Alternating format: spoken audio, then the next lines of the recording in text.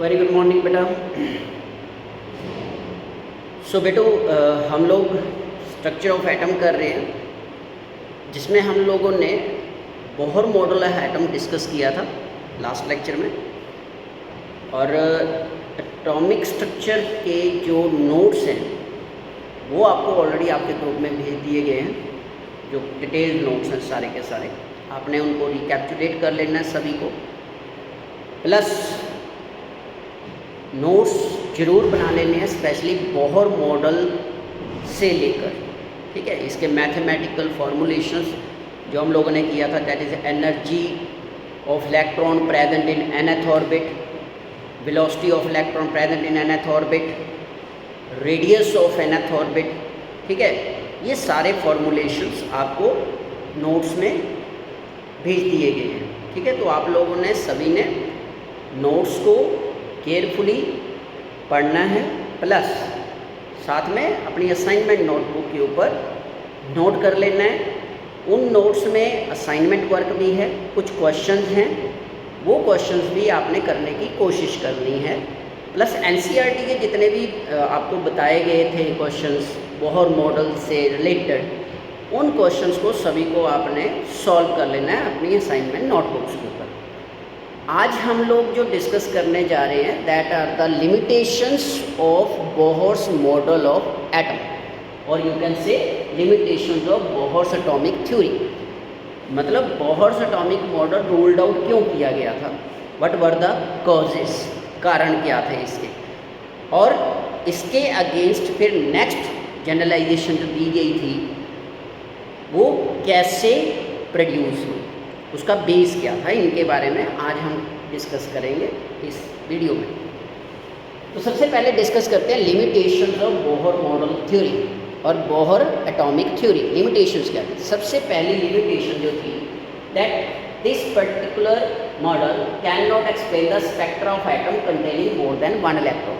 जैसा हमने क्लास में भी डिस्कस किया था कि बोहर्स एटॉमिक मॉडल वैलिड था सिर्फ मोनो इलेक्ट्रॉन सिस्टम के लिए, दैट इज़ हाइड्रोजन और हाइड्रोजन लाइक पार्टिकल्स जैसे लिथियम आयन हो गए या हीलियम आयन के लिए। मल्टी इलेक्ट्रॉन सिस्टम के केस में बोहर मॉडल एप्लीकेबल नहीं था। ये वन ऑफ द मोस्ट, जिसको बोलते हैं इंपॉर्टेंट लिमिटेशन थी इसकी, बोहर्स एटॉमिक मॉडल की, that it could not explain the spectra of atoms containing more than one electron. Similarly it could not explain the Zeeman effect and Stark effect. ये Zeeman effect और Stark effect क्या था? Actually हम लोगों ने देखा था कि हाइड्रोजन स्पेक्ट्रम जब इलेक्ट्रॉनिक ट्रांजिशंस होती हैं from ground state to excited states, तो वहाँ पे different types of radiation having different frequencies produce होती हैं।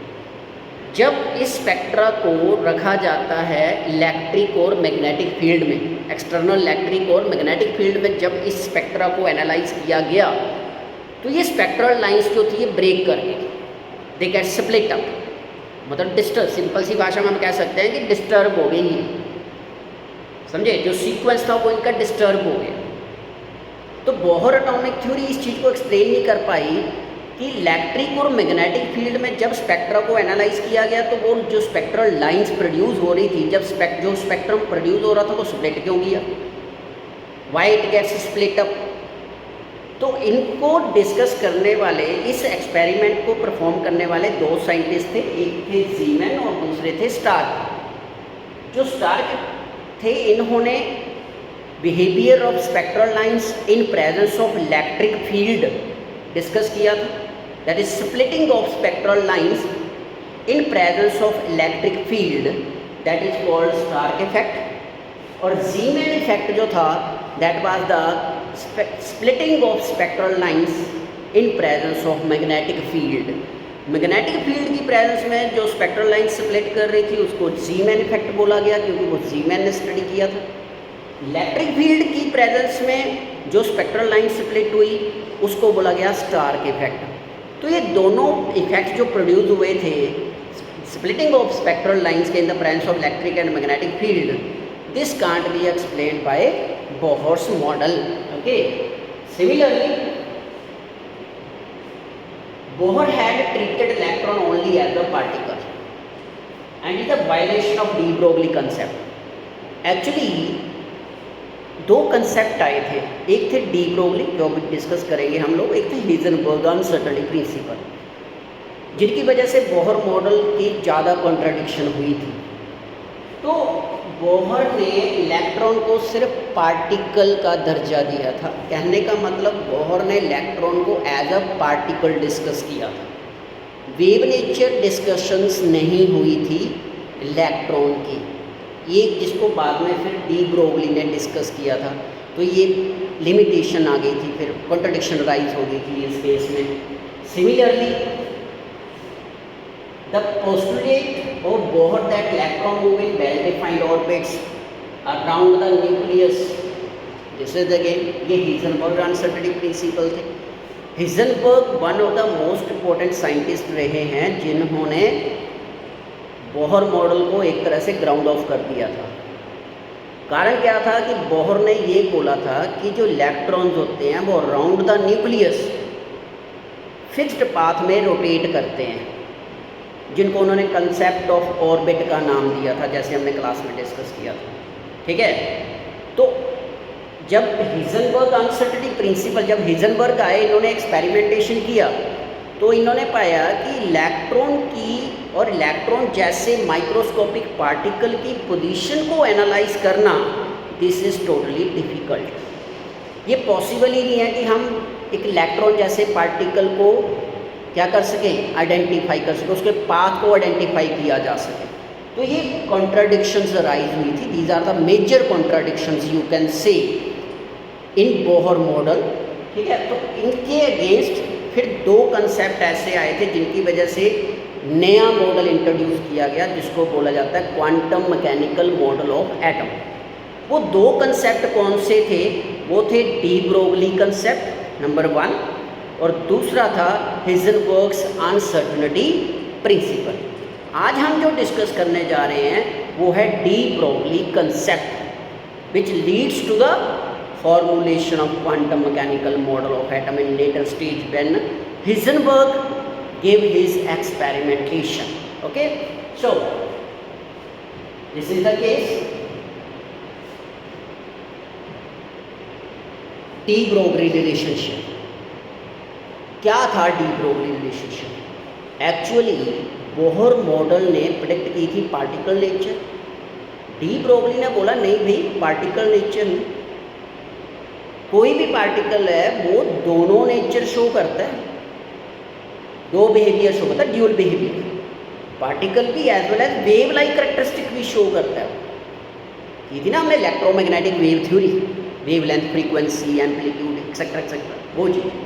तो डी ब्रोगली ने बोला कि सिर्फ पार्टिकल नहीं है ये वेव नेचर भी शो करता है। और सिर्फ यही नहीं, कोई भी पार्टिकल आप ले लीजिए, मटेरियल पार्टिकल कोई भी, वो दोनों करेक्टरिस्टिक शो करता है। दोनों कौन से? Material particle as well as wave like characteristics, दोनों शो करता है। तो डी ब्रोगली ने dual behaviour of matter introduce किया था।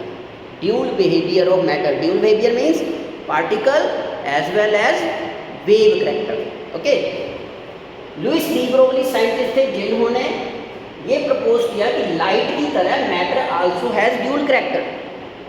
जैसे लाइट ड्यूल करेक्टर शो करती है, जैसे हमने कैथोड रेज एनोड रेज वगैरह स्टडी की सारी की सारी, वहाँ पे ड्यूल नेचर शो हो रही है, वेव भी एज वेल एज पार्टिकल। तो इन्होंने बोला लाइट की तरह भैया जो आपके पार्टिकल्स हैं वो भी ड्यूल करेक्टर शो करते हैं। ड्यूल करेक्टर कौन से? पार्टिकल नेचर तो है ही है, क्योंकि पार्टिकल की बात हो रही है, साथ में वेव नेचर भी वो शो करता है। और इसने इनको मैथमेटिकली प्रूव करके दिखाया था। कैसे? It exhibits wave as well as particle nature. कैसे? इस तरह से। वेव क्या है? Wave is equal delocalized in space, वो क्रस्ट ट्रफ फॉर्मेशन जो हमने डिस्कस की थी। पार्टिकल क्या है? Localised point. पार्टिकल आप देख सकते हो लोकलाइज्ड पॉइंट रहते हैं। ठीक है जी।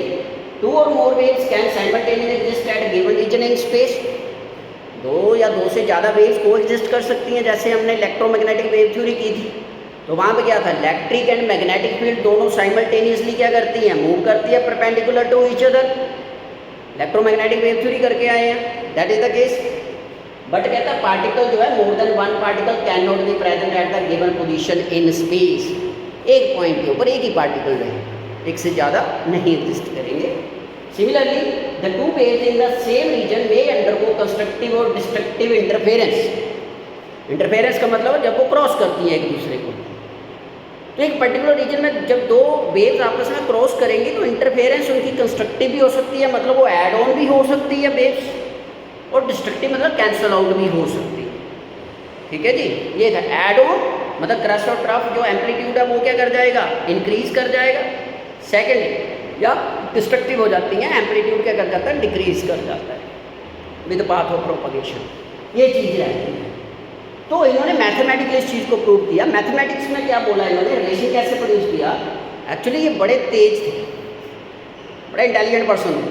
क्या किया इन्होंने, दो कंसेप्ट उठाए, टू मैथमेटिकल रिलेशंस को इन्होंने पिकअप किया। कौन से दो, पहले energy of photon of frequency nu that is Planck's quantum theory से E equal to h nu किया था ना हम लोगों ने।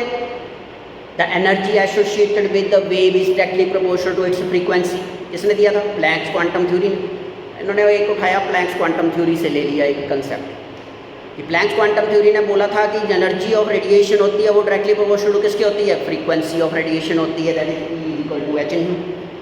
और दूसरा इन्होंने लिया particle nature Einstein mass energy relationship से, आइंस्टाइन्स मास एनर्जी रिलेशनशिप। इन्होंने बोला कि जो आइंस्टाइन की इक्वेशन थी मैथमेटिकली वो बोलती है कि E equal to mc², mathematical equation given by the Einstein, जिसको हम आइंस्टाइन मास एनर्जी रिलेशनशिप बोलते हैं कि mass and energy are interconvertible. किसने बोला था, आइंस्टाइन ने बोला था। वो आ गई चीज़। इन दोनों ने दोनों इक्वेशंस को उठा के मर्ज कर दिया, सिंपल सी बात, E equal to h nu, E equal to mc², दोनों का किया मर्ज कर दिया। यहाँ पे मर्ज किया, CC कैंसिल हो गया, आपके पास बन गया यहाँ पे रीअरेंज किया, वेवलेंथ निकाल दी पार्टिकल की वेवलेंथ, जिसको बोहर ने बोला था कि कुछ नहीं होता, सिर्फ पार्टिकल नेचर ही है इलेक्ट्रॉन की। इन्होंने बोला नहीं, जो मटेरियल पार्टिकल्स होते हैं वो वेव नेचर भी शो करते हैं। कैसे शो करते हैं, इस तरह से इन्होंने रिप्रेजेंट कर दिया, lambda equal to h upon mc। c क्या थी, वेलोसिटी ऑफ लाइट। अब हम तो डिस्कस कर रहे हैं मटेरियल पार्टिकल को, ठीक है, वेव को तो हम, रेडिएशन को तो डिस्कस नहीं कर रहे हैं। तो इन्होंने बोला यहाँ पे जो c है, this will approaches to v, velocity of particle को हम इससे रिप्रेजेंट करेंगे। तो लैम्डा इज इक्वल टू बन गया h upon mv, mass into velocity, और lambda is equal to h upon p, क्योंकि मास इनटू वेलोसिटी क्या होती है, momentum of the particle. Physics का टॉपिक है मोमेंटम, मास इनटू वेलोसिटी क्या है, मोमेंटम। बोहर में हम करके कौन से आए हैं, एंगुलर मोमेंटम। कौन सी थी एंगुलर मोमेंटम, जब को बॉडी सर्कुलर मूवमेंट करती है तो एंगुलर मोमेंटम। लीनियर मूवमेंट में momentum simply P equal to m into v, तो वैल्यू आ गई lambda equal to h upon p। Okay, तो ये मैथमेटिकली प्रूव किया गया कि जो मटेरियल पार्टिकल्स हैं बेटा जी, वो भी दो बिहेवियर शो करते हैं, डबल बिहेवियर, दोगले बंदे हैं वो भी। मटेरियल पार्टिकल नेचर तो है ही है, साथ में वो वेव नेचर भी शो करते हैं, मतलब हैविंग पर्टिकुलर वेवलेंथ। उनका भी एम्पलीट्यूड होता है, फ्रीक्वेंसी होती है, वेव नंबर होता है।